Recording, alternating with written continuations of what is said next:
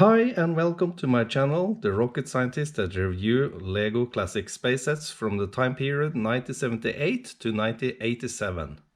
Today we will review the Lego set 928, Space Cruiser and Moon Base, or 497 Galaxy Explorer as it was named in the United States. It was a very big set and complex. It had 338 pieces and the set was released in 1979. With the set there were 4 minifigures, 2 white and 2 red classic spacemen. In the set you could build, of course, the spacecraft itself, the LL-928. You could build the communication center, and it also contained 2 plates, a landing plate and a crater plate. If that wasn't enough, it was also included with a small rover as seen over there. The Galaxy Explorer, as seen here, is famous and very beloved set for collectors around the world. Okay, so let's start talking about the spacecraft first. And here you have the spacecraft in view. So I measured the length of the spacecraft, total length, to be 355 millimeters. That is approximately 14 inch in wingspan, from wingtip to wingtip, from here and over to the other side. I measured that to 210 millimeters, which equals 8.3 inches. And the height from the plate here and to the top part of the aerial is measured to be 110 millimeters, which equals 4.3 inches. I took the empty mass, meaning that there's no minifigures on board, there is no rover on board. So I measured this to be 385 grams, 13.6 ounces. And what a joy to see this craft. And what I really liked with this old school design of Lego is that they maintain the design concept throughout several models, not only the 18, 24 and 28, even you could see it in the smaller kits like the space scooter, the 2-man scooters and other crafts that I will also review. You could see the design DNA, that there were common features with it. So yeah, I liked the design theme they had at the time period, which I will not elaborate too much about now, but I must say that they lost it a little in later years. When you're looking at this as a design, you don't have to be a rocket scientist to see this is something that is by design. It wants you to go out and explore. This shows you that this is the main ship, this is powerful, this has the means to go out exploring. Fly with me. And you see again these wing surfaces, the delta shape or double delta as they have here, and inverse delta at the rear part, which is maintained on many of the models. It also indicates with the vertical stabilizer, it's designed also to operate in atmospheric condition like a space shuttle. It can fly through air or whatever type of atmosphere it encounters, but it also flies into space. It has rocket propulsion, reaction control to enable attitude control in space, and powerful engines to provide thrust into orbit. So that's what you can see just at looking at this, that this is something that wants you to fly away and explore. And that was a common thing among the early Lego set. It was all about exploration, space exploration. It was not about making wars with aliens or other bad guys. It was about exploration. The enemy they had to fight was the environment, the hard vacuum of space, radiations, high, low temperatures, you name it. There are so many enemies out there that you have to adapt to in order to survive. And that fascinated me a lot. How to survive in the deep vastness of space on alien planets. Not necessarily meeting ET, but just explore, learn about the nature around you. That's fascinating. And I think that design DNA, they were really, they hit it in the early days of Lego. They really did. So let's talk more about the design. We talked about the atmospheric capability, and let's look underneath. You see 5 landing legs here and 3 very big nozzle pieces on the belly section there. Most likely to indicate that this is engines to use to brake, soften the landing, or taking off again. What I don't like about it, and this goes for when I was a young boy also, I thought these, since they had the same height as the landing gear, they interfered with the landing on rough surfaces. And as a professional rocket scientist, I know that you shouldn't land at all on your nozzles. That's a bad thing.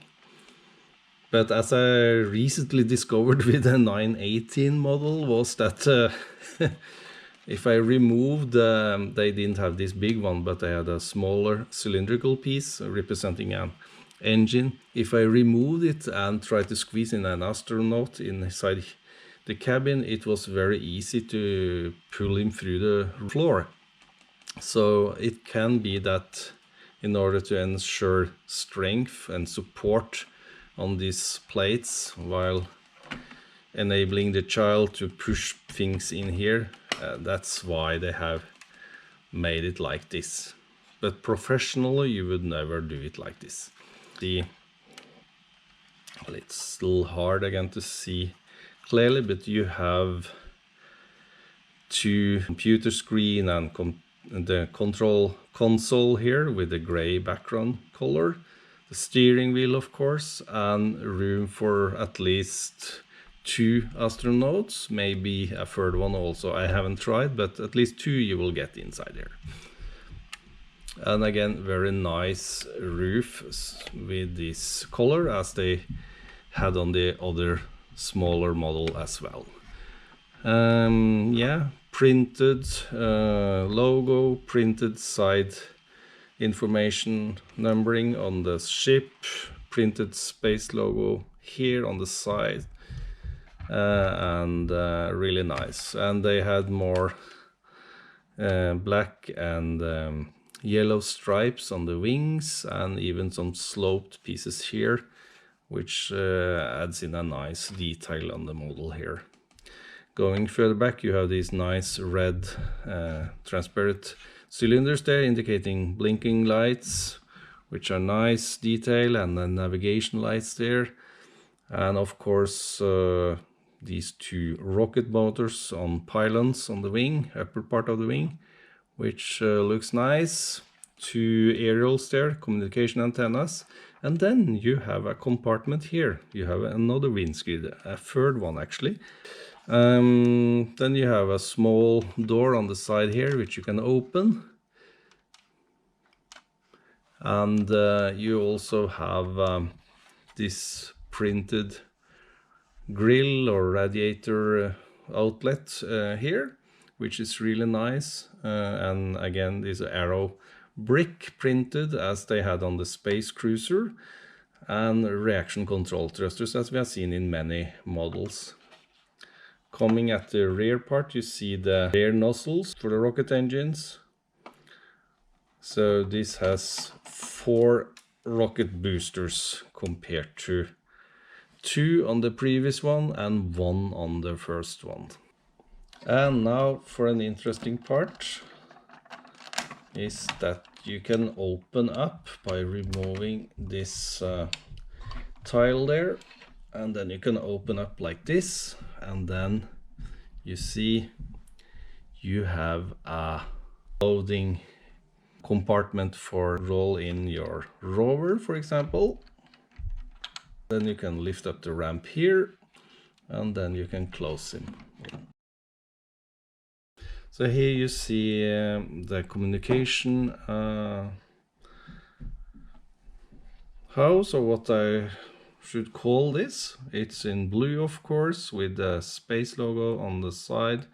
It's elevated from the surface, which is really nice. It's a simple staircase there, and you have this old school Yagi type of TV antenna actually, which is really nice, often found to be broken, and but it's a really nice detail. Today, professionally, we are not using it in this form. We use other forms of antennas, but that's for another day to talk about. And here you have a huge parabol antenna with a green cylinder in the center there, which I liked, and I liked this big dish. What disappointed me as a young child was that you cannot move it actually. It's stiff, it's just standing there. And even as a young lad, I understood that this should be able to be directed toward your spaceship or whatever in order to enable good communication or transmission. And here you see the communication house from the other side. You see that again you have this yellow transparent window here, which is little degraded with usage, I guess. And here you see an inside view of the little house. You see again the computer screen there and console. Both of these bricks the same as inside the spacecraft in the cockpit, but now with a blue background color. And again you have this radiator or grill here, printed piece, which are really nice, also found on the side doors of the spacecraft. So yeah, small compartment, but nice enough. So what about the rover? Well, a very simple piece of Lego engineering. Strangely enough, a design I kind of like, even though it's very simple. It's the old school wheel and with steel rods holding the wheels, and no antennas, because I don't think it would work inside the cargo compartment. Again with these gas cylinders in front, but no fenders to protect the astronaut and vehicle from dust contamination. But okay, it's something to add on the playability of the set. The dimension of it is 50 millimeters long, which is 2 inches approximately in length. The width is 1 inch or 25 millimeters, and the height from the bottom of the wheel to the top part of the steering wheel was measured to be about 30 millimeters or 1.2 inches. And if I put this on a scale without the astronaut, I measure it to be 12 grams or 0.42 ounces. With the minifigure and holding this tool, I measure it to be 16 grams or 0.56 ounces. So now you know that. Yeah, the design score 6 of 6. Playability 6 of 6. It should be even more than 6, because this kit offers you so much beyond what the other kits do.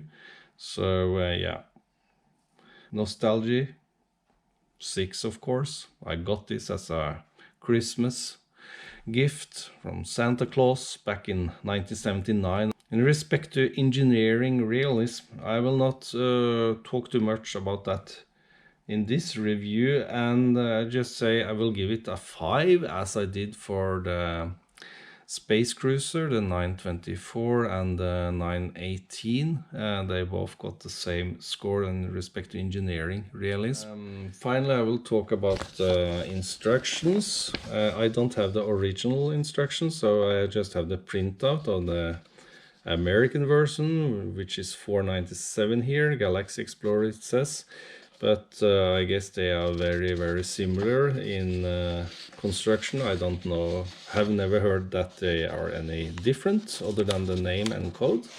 I remember it took quite some time for me to build this together with my father. It was another step up in respect to complexity compared to other kits. So you go through the step building the spacecraft and wing sections, and the plan form of the spacecraft is built first. Build the cockpit and start building, assembling the structure. Yeah, so it's a very interesting building process, because you discover things and your fantasy goes warm or wild while building this. So it's exciting thing as a child to have. So must say I was fortunate enough to get this. This was expensive back in the day. I guess more expensive than what you have to pay for a Galaxy Explorer today. Talking about the new edition, communication house on that super nice crater plate. And I remember just looking at that crater plate alone made my fantasy go warm. And building a house structure there where you could hide yourself through this minifigure is just so amazing. It's amazing. Yeah, step by step you're building that little house, and yeah, 7 or 8 steps you are at this layout. Again, this antenna complex disappointed me as a younger boy, because it's fixed, and that was kind of strange that it was just a fixed antenna. And voila, there you have the complete set with the final assembly of the lunar rover there. Just 4 steps, and what a nice kit to have. That's all for now, and I hope you enjoyed this review. It's been quite some length on it. Before I say goodbye, please share your thoughts on this. What are your memories about this set? Do you agree or disagree with my review? Please do not hesitate to give me a feedback on that. I will value that a lot. And if you like my reviews, please consider also subscribing to my channel. That's all for now, and thank you for watching, and goodbye.